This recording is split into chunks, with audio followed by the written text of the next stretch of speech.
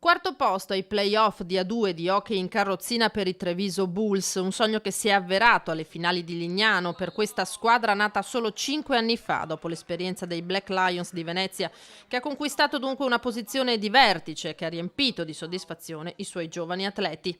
Una coppa dà un'enorme soddisfazione perché raggiunta davvero con una grande unità di squadra e raggiunta a poco tempo dalla nascita del nostro team che diciamo è sorto nel 2013, quindi è davvero molto giovane, insomma, quindi è una grande soddisfazione.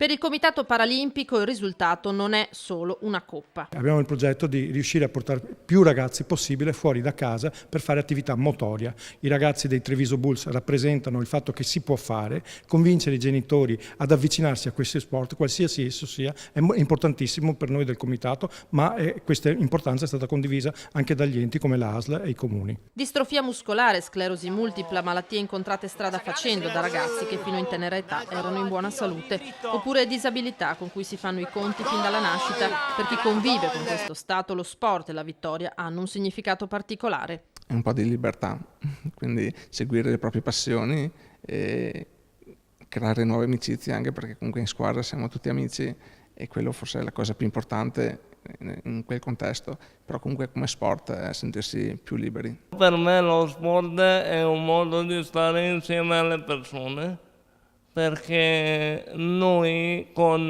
disabilità siamo spesso da soli, appunto per colpa, diciamo, di quella disabilità che purtroppo ci portiamo avanti da tutta la vita.